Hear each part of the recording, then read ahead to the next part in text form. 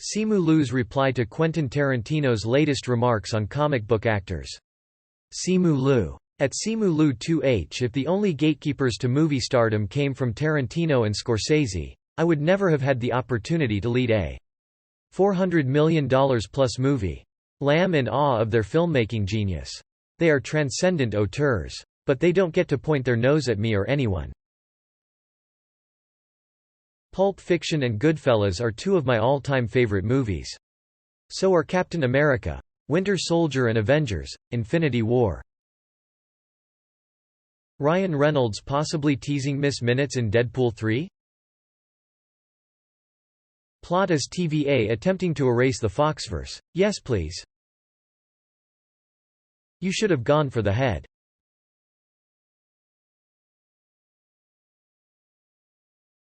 Dwayne Johnson congratulates Black Panther on biggest opening ever for November, signs off as Black Adam. Dwayne Johnson. A huge congratulations to the entire #Black Panther team at Marvel Studios at Disney Studios. Biggest opening ever for the month of November. That's a lot of happy moviegoers around the world. Beautiful! Exclamation mark. Exclamation mark. Can't wait to see the movie. #Black Adam. I love when actors and executives from Marvel and DC compliment each other and hold each other up instead of instigating competition and fights like the fans do. Charlie Cox roasts his friend Andrew Garfield as the Unquat, third greatest Spider-Man Unquat, at GQMOT. As well as starring in one of the highest grossing movies ever, where he solidified his legacy as the third greatest Spider-Man of all time. Obviously, I'm joking.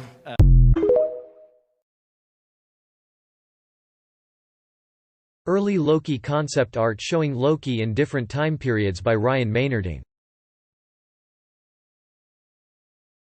Gore knows who to call.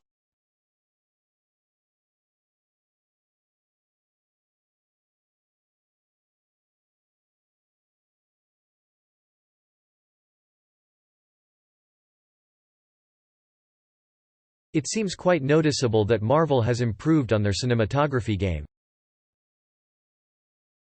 We just gonna ignore the Valkyrie, Hela flashback still having the single prettiest shot in the MCU? Iron Man armor if it was built using vibranium, inspired by Black Panther. Marvel. When you relaunch X-Men, 92, please get Mia Asano and Tina Guo to do the theme song.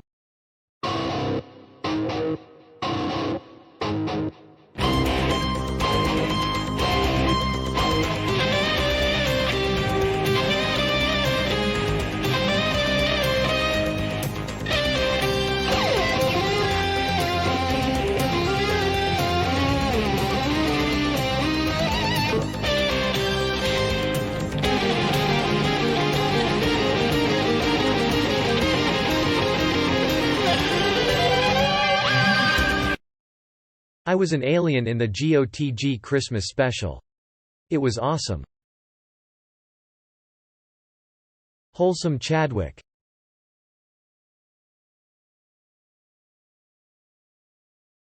What is something from the Marvel Universe that is really kind of dark, but gets ignored?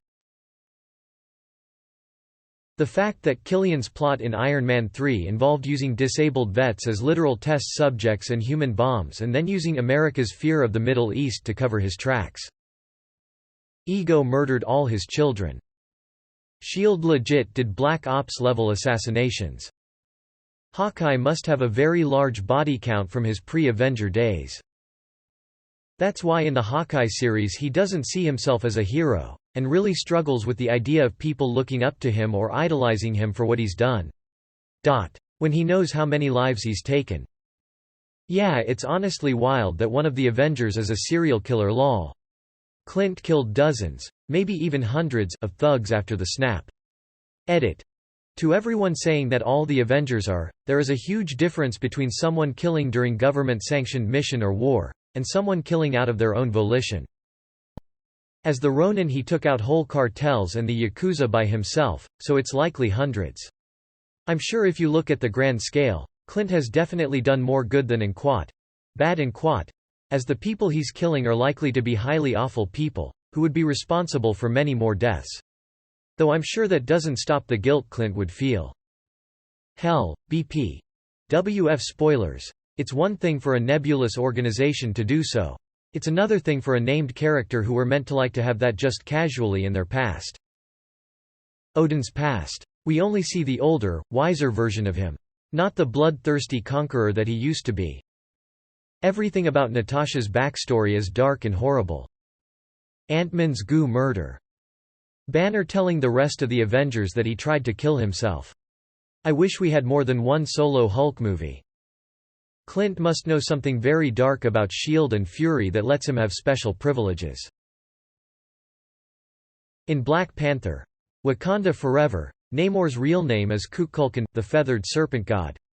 But in Thor, Love and Thunder we see this. The feathered serpent god. So is this Namor or is he an imposter? I figure that Namor was named by his people after the god Kukulkan rather than being the actual basis for the god in the MCU's history. Namor isn't actually a god. His people just worship him as such because he's the ruler of their society and that's how their society functions. I feel like this was pretty clear in the movie. The Power of Black Panther. Eurothread. Disney. In celebration of at Marvel Studios. Black Panther. #Wakanda Forever.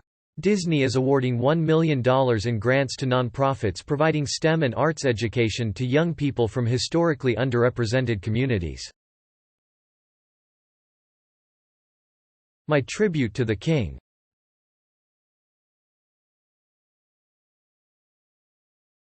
What Hemsworth actually said. You look at Thor 1 and 2, they were quite similar. Ragnarok and Love and Thunder are similar. I think it's about reinventing it. I've had such a unique opportunity with Infinity War and Endgame to do very drastic things with the character. I enjoy that. I like keeping people on their toes. It keeps me on my toes. It keeps me invested. I've said this before, but when it becomes too familiar, I think there's a risk in getting lazy then because I know what I'm doing. I don't know if I'm even invited back, but if I was, I think it would have to be drastically different version in tone, everything, just for my own sanity. Laughs. Thor lost his mind that last one. He's got to figure it out now. He is right. Thor is the only character who's had drastic changes of tones that matched whatever he was going through at that time. Thor 1 and 2 for spoiled Shakespearean king, and Thor 3 and 4 for midlife crisis Thor. Only makes sense that after raising a child and basically becoming Odin, it would have again a shift in tone.